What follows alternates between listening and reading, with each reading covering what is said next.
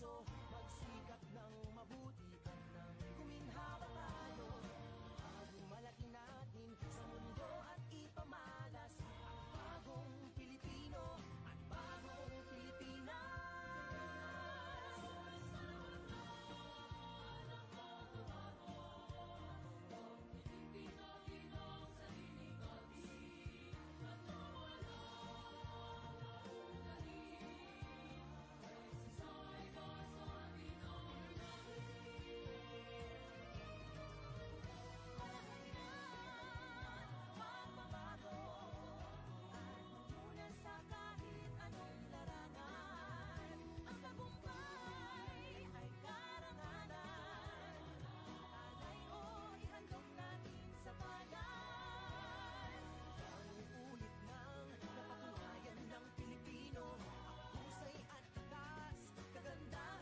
is General Romel Francisco Marbil, Chief Philippine National Police. Pinuno, man, ka. Nalupad. Man, ka.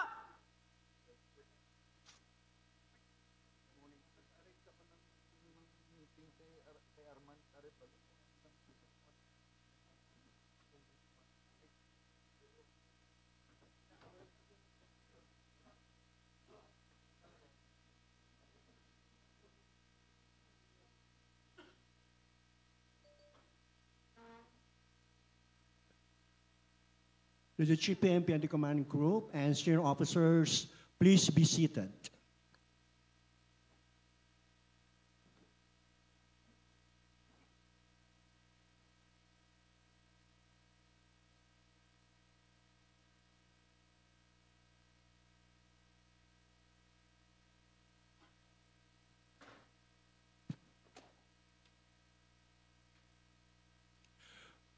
Ladies and gentlemen, good morning, and welcome to the PNP-wide annual inspection of disaster response equipment with Police General Romel Francisco Marbil, Chief Philippine National Police and our presiding officer. And this program is broadcast live via the official Facebook page of the Philippine National Police. Please all rise, and to deliver the invocation, we would like to request the Director of the PNP Chaplain Service, Police Brigadier General Jaime Siriña III. All rise, please. From the book of Psalm, chapter 46, verse 1. God is our shelter and strength, an ever-present help in times of trouble. We pray in the name of the Father, the Son, and Holy Spirit. Amen. Almighty and ever-living God, we gather before you today in solemn purpose as we conduct this PNP-wide annual inspection of our disaster response equipment. We thank you for the gift of life, service, and the strength you grant us each day to fulfill our solemn duty to protect and serve the Filipino people, especially in times of great need and calamity. Lord God, as we examine the tools and resources entrusted to our care, we pray that this inspection not only affirm the readiness of our equipment, but more importantly, strengthen our resolve to act swiftly, effectively, and compassionately during disasters and emergencies. Let this endeavor lead to better preparedness, enhanced capabilities, and stronger cooperation within our ranks.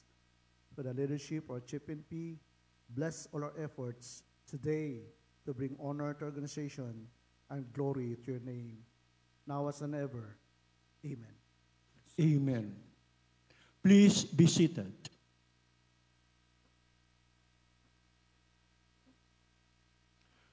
We'll proceed with the showdown inspection, and we would like to request the Chief PNP, Police General Romel Francisco Marbil, together with the members of the command group, sir, to please proceed to our SAR equipment inspection site.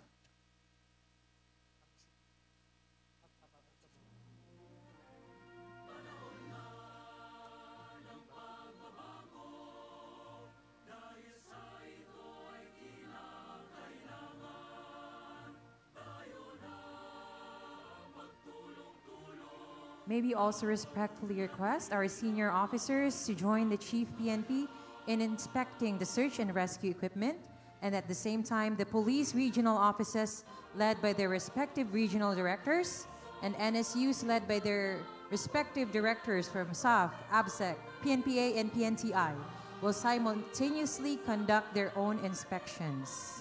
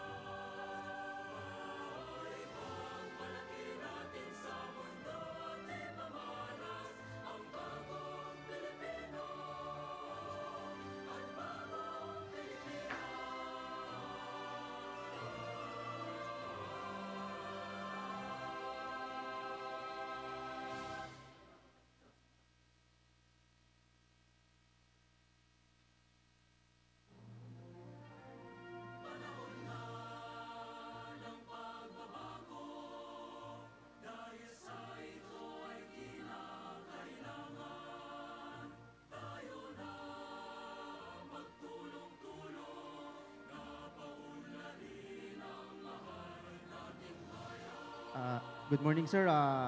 We have there, meron po tayo ritong incident command radio interface. Dito po ginagamit natin para mapag-connect yung mga VHF low band radio, DMR or the UHF radio, at saka yung tactical manpack natin or HF radio. Ito naman po yung sample natin is the HF radio na ginagamit natin during disaster. Especially disaster because hindi na po natin kailangan ng mga repeater dito. Ang ginagamit natin dito is only antenna. Nandito naman po ang ating WGAT crosslink. Dito po na-interface natin or nakukonect natin yung mga existing nating UHF radio, DMR radio, at saka yung mga POC radio na makabago ngayon kasi gumagamit siya ng LTE or Wi-Fi at saka data. Dito naman po, makikita naman po natin mga sir, dito po yung dispatch console ng SeloWorks. Yung SeloWorks po, pwede nating makita yung mapa kung nasan yung mga nakadispatch natin. To include, pwede rin po siyang gamitin pang contact sa ating mga MPS at region. Yes sir, 85 sir. Yes sir. Sir, pinalit po dun sa... ito po kasi yung Inmarsat, sir. Pinalit dun sa existing natin na Turaya, sir. Yes, sir. Yung pinalit po sa Turaya, sir. Yes, sir. Ito naman po, sir, yung ginagamit natin sa deploy sa field natin sa mga manpack, sir. HF radio manpack, sir.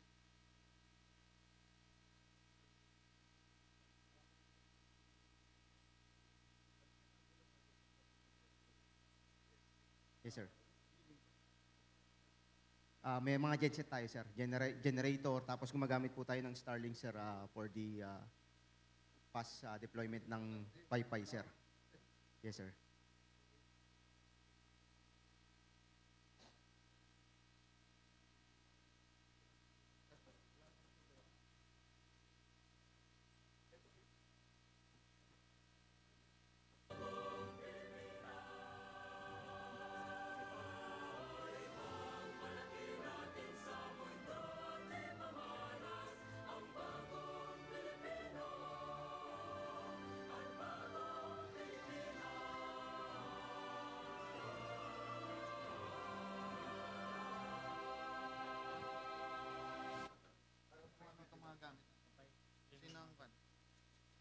Good morning, sir. Police Captain Melad, sir, from PNP SAP, sir. So, this one, sir, is the door opener in mini cutter kit, sir. So, pagka may mga ano, sir, mga bakal po, sir, marapal, sir, kaya niya pong putulin po, sir. Power tool. Hydraulic cutter. Ganito. Yes. Laksang.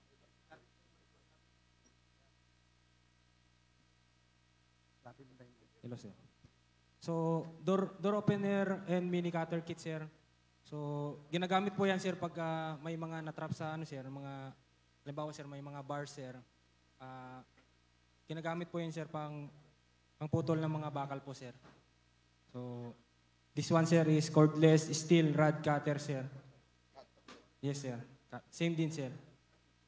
So, this one, sir, is search sound detector po, sir. So, halimbawa, sir, search sound detector po, sir. Sound detector.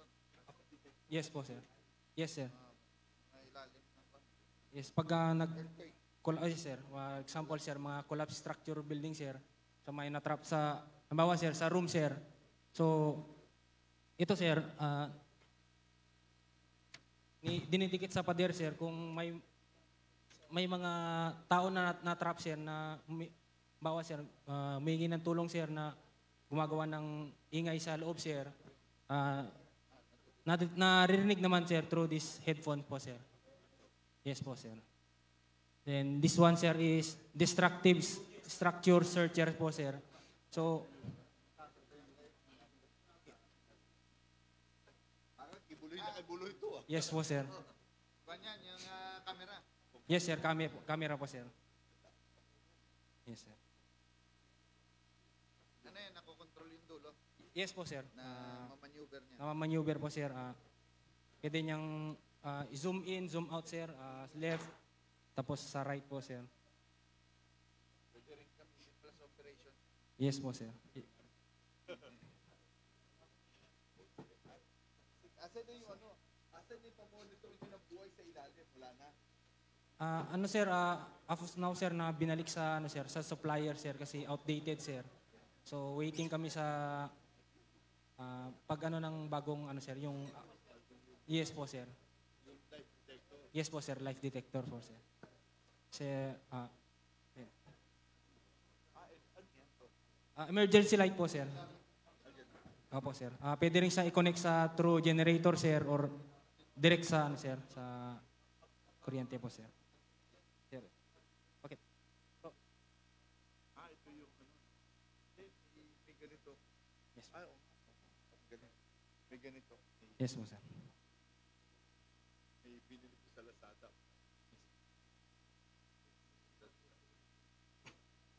Next one, sir, is cut-off saw concrete steel cutter, sir, or the rotary saw, sir. So, this one, sir, ganun din, sir, pag may manatrap sa isang room, sir, pwede niya rin, ano, sir, panghiwa siya ng pader po, sir, or wall, sir. So, yan ang ginagamit, sir, pang-cut ng wall or pader, sir.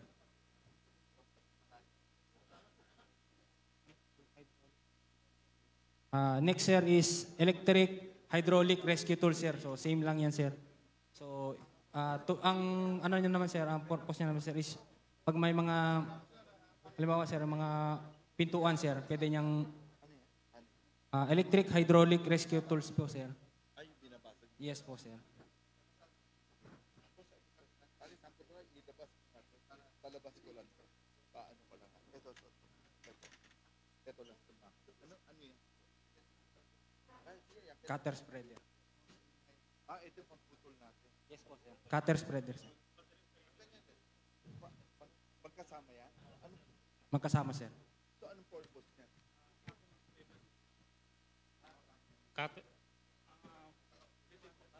Cutter spreader po, sir. Yes, opo, sir. Dito ka. I-on mo, on mo. Parang scissor, sir. Pero hindi, Oo, sir. Gagano, pwede pang bukas. Pang bukas yan. Tapos Yes, sir. parang scissor siya na pang ano yan po? Yan yung ano, sir. Sige, bukan nga natin para makita lang natin. Bakit subukan mo yung kamay niya? Ito, pakita nga natin how it works. Gusto lang natin kung how reliable yung gamit natin. Walang kuryente eh.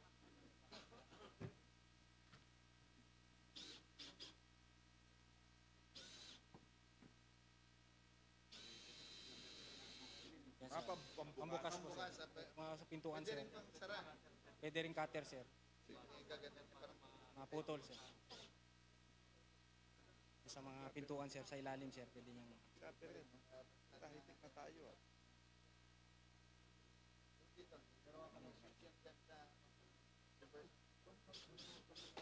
Sige na, walang okay lang. Galing, nakita ko lang how it will work. Yan. Disgrasya sa sasakyan, sir. Oh. Diba? Apo, sir. Mga sa... Hindi, pare, nabutang ko yung dati, oo. Pangkat ng van, pangkat ng pillars ng sasakyan. Para Pang vehicular extrication po, sir. Sabi.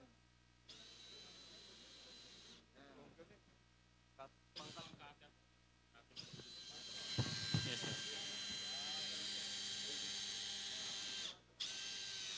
Ang spreader.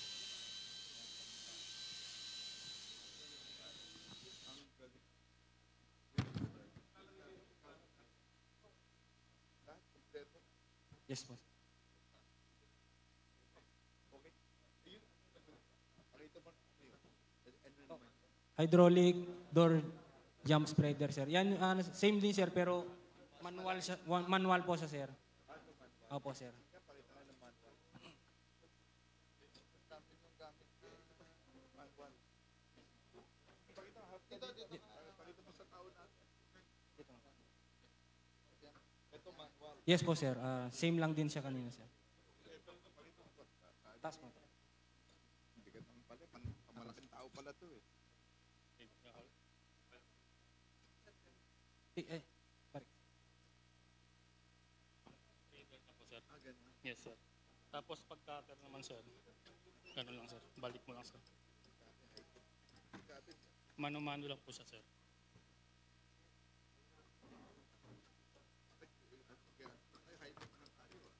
Bago lang na dyan, no? Since 2021 po, sir.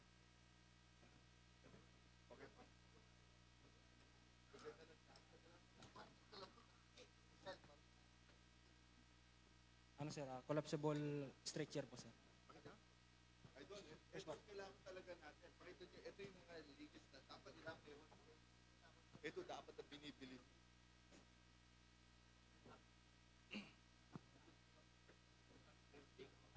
Collapsible stretcher po, sir.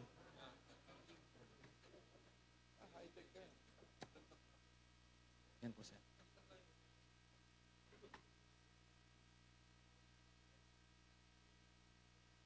High-tech ka ng gamit.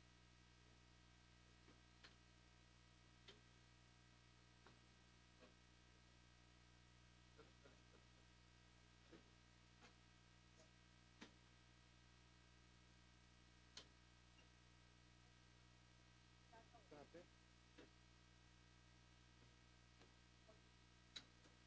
Ayun, ako na.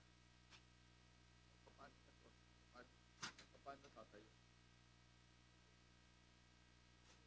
Ayan.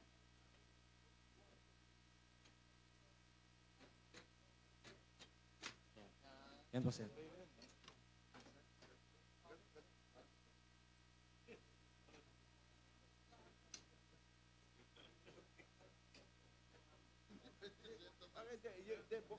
Yun ang kailangan mo kasi kung galing ka sa itaas sa bundok, pagtas ibababa, kaya ang kailangan lalabas yung... Meron po, sir, yung... Meron tayo pa. Yes, sir. Meron yung basket stretcher, sir, Naman sa with tripod rescue, sir. Opo, sir. Ginagamit siya sa mountain search and rescue at saka sa collapse structure search and rescue po, sir.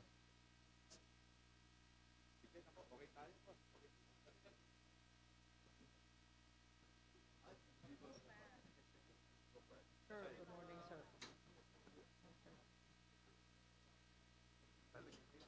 Vehicle na sila.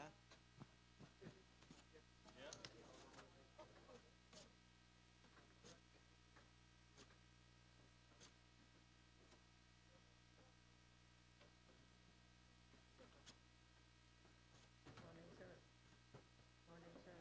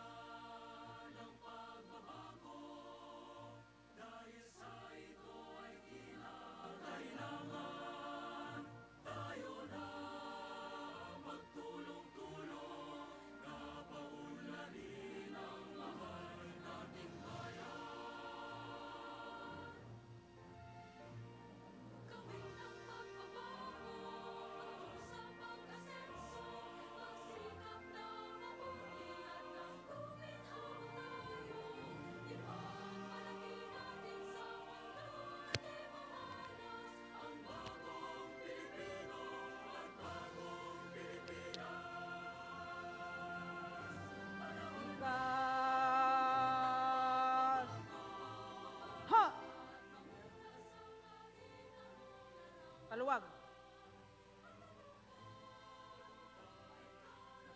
Pinuno. Ikas. Ha. Kaluwag.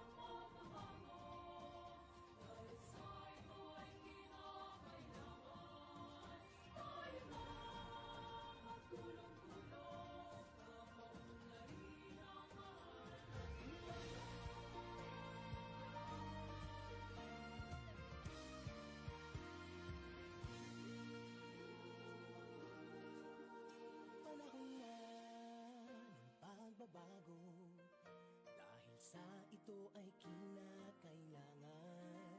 Tayo na magtulong-tulong, napaunlarin ang mahal nating bayan. Panahon na,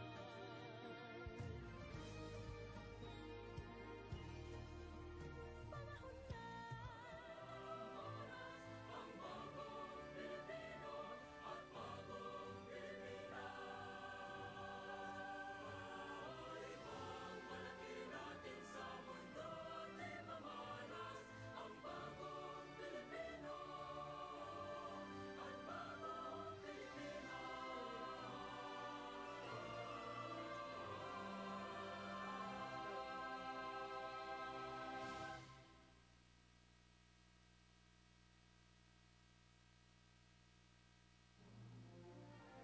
Pilipino at bagong ng pagbabago, dahil sa ito ay kinakailangan.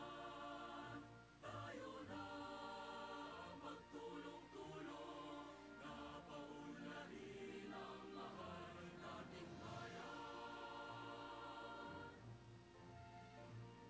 Gawin ng pagbabago sa pag-asenso, magsikap na mabuti at ng kuminhawa tayo.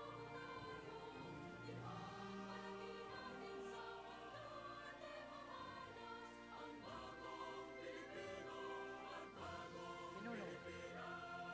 Man. Da. Tupad.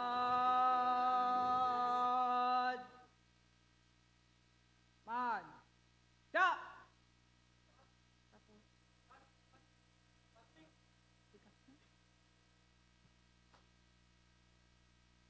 The GPMP has just finished the search and rescue vehicle inspection. So we'd like to request other senior officers to please.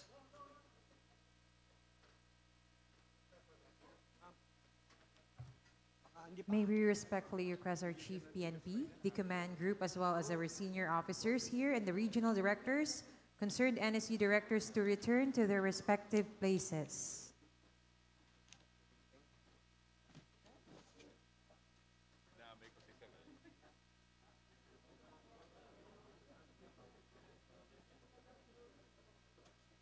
Sabi niya, sir, magtikas ka na. Magbigay ka ng tikas sa inyo.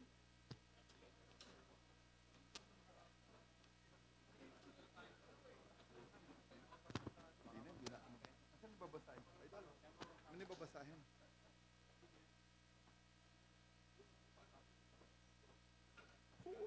We would like to request our senior officers here at the MPC to please occupy your respective seat or go back to your respective seat.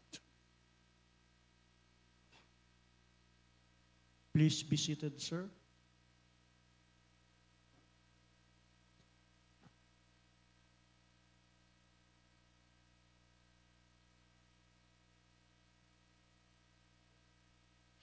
As we continue with our program, may we request everyone to remain to their respective places as we listen to the message of the 30th Chief of the Philippine National Police, Police General Romel Francisco Marbil.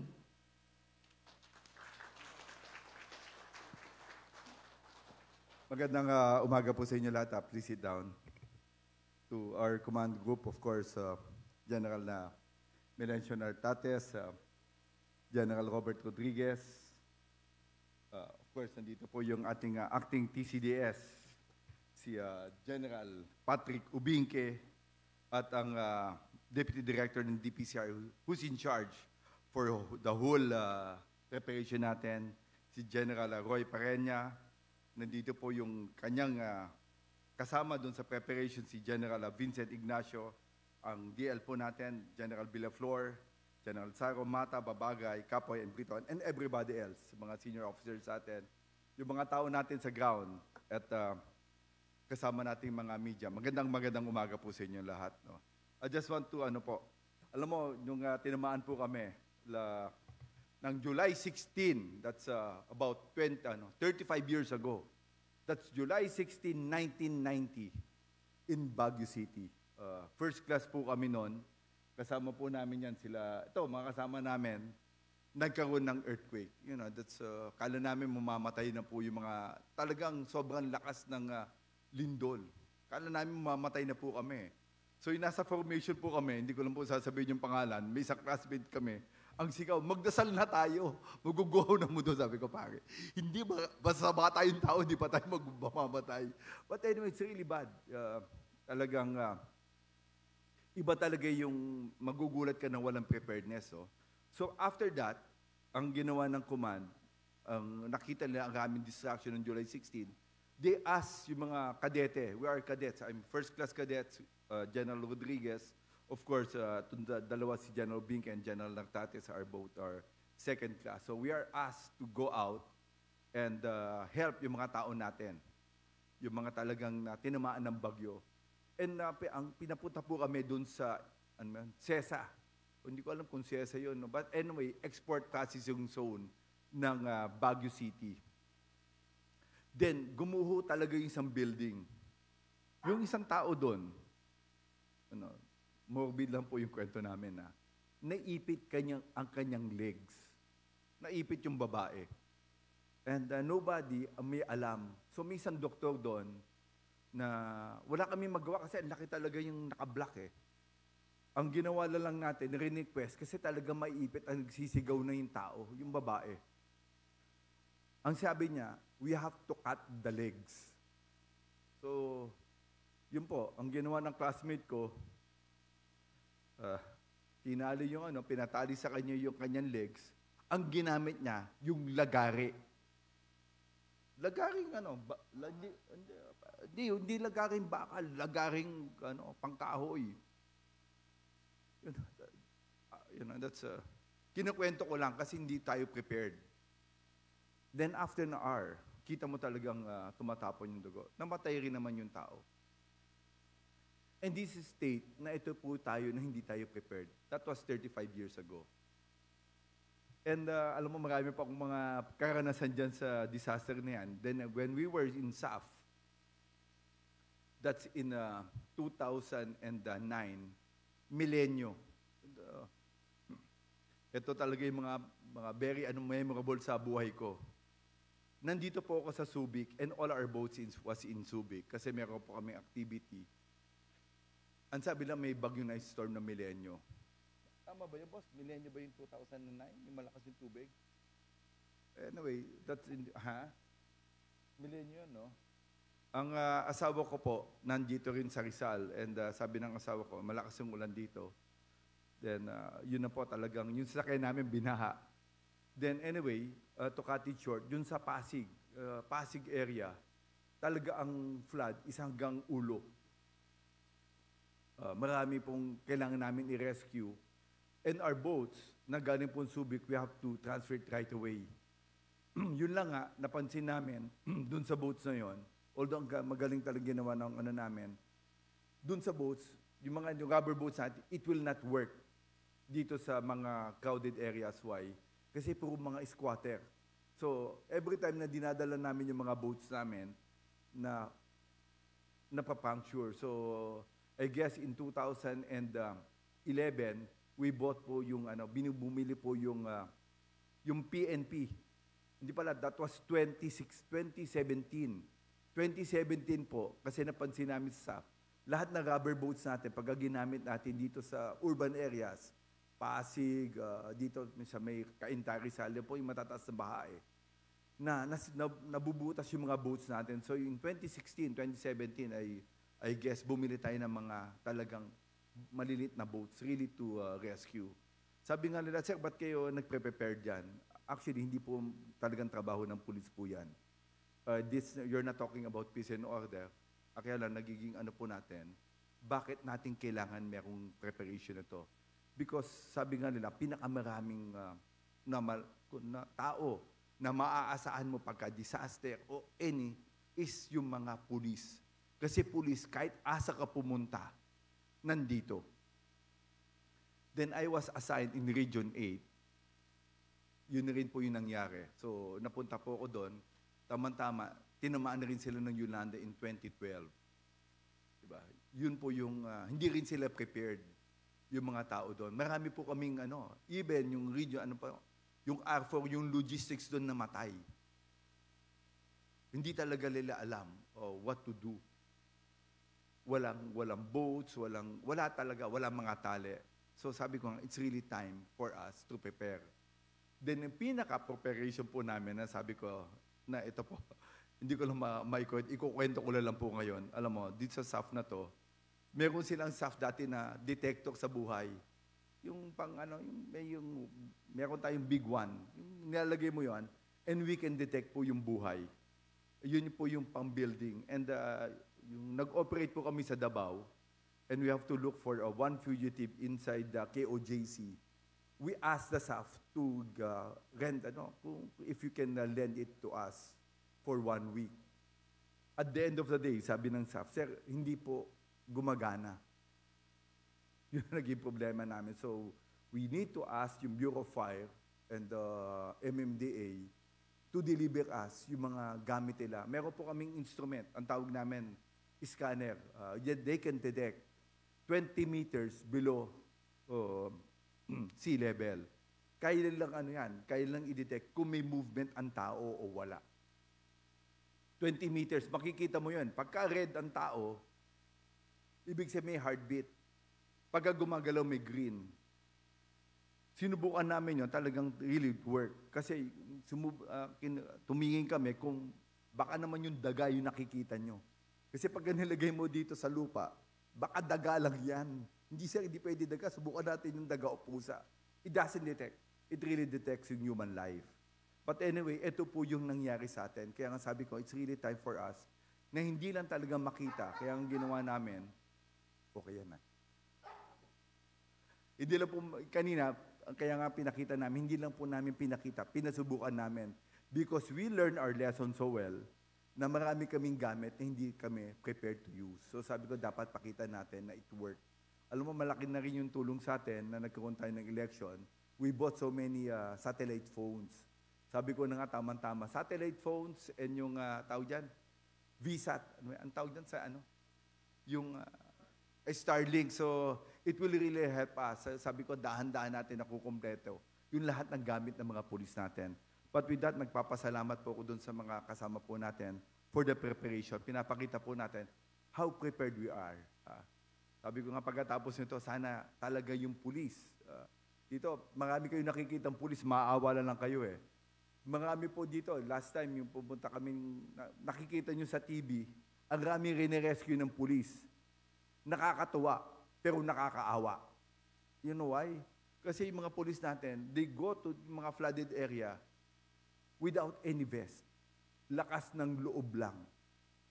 And service to people. Doesn't matter. Basta makatulong lang kami, wala kaming pakialam sa buhay namin. Kaya nga, I'm so proud. Nakikita ka na gano'n, natutuwa ka at yung puso mong gumano. But at the end of the day, ang lungkot mo rin, di ba? Kawawa naman pagka pulis ang nadisgrasya, and it's something else for us. So sabi ko, let us prepare, let us communicate dun sa mga PDD-RMC ba yan? Kasi that's the number one po, dun sa mga provincial disasters po, sila po talaga may funding for dun sa mga equipment natin. Kaya nandito, we set aside certain amount for us to equip ourselves. Not because it's not our job, but it's our obligation to help people and save people. So with that, maraming salamat po sa preparation natin. At of course, yung mga tao natin nakikinig sa Facebook, yung mga regional staff natin, maraming salamat po sa tulong nyo. So sabi ko nga, let this event as a testament that the PNP is not just a force for order, but a force for compassion, courage, and commitment. Together, let us strive to protect not only peace, but life itself. So with that, sa bagong Pilipinas, ang gusto ng pulis, ligtas ka. Maraming salamat po. Thank you very much, sir. Police General Romel Francis Marville, Chief Philippine National Police. We would like to request our senior officers, please remain standing. And we would like to request our Chief PNP, sir, together with the members of the commanding group. Sir, for our mass photo, please proceed to the lower level, sir. For mass photo. Our videographers and photographers, please come up this stage for a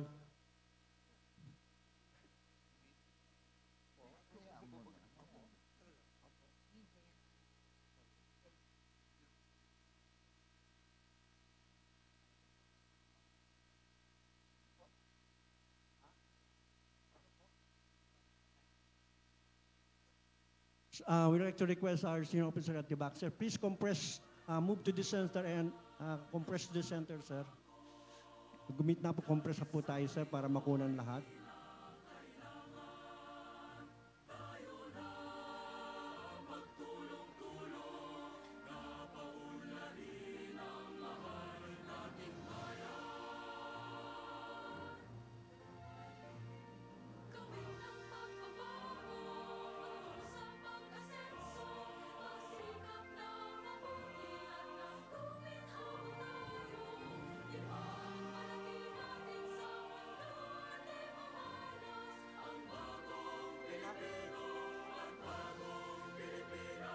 Once again, we'd like to thank the Chief PNP. Thank you very much, sir, for gracing this occasion, as well as our command group and senior officers, Star Rank Officer here at NHQ, and also our regional directors from different PROs, all officers who participated, the NSU directors who participated in today's PNP-wide annual inspection of disaster response equipment.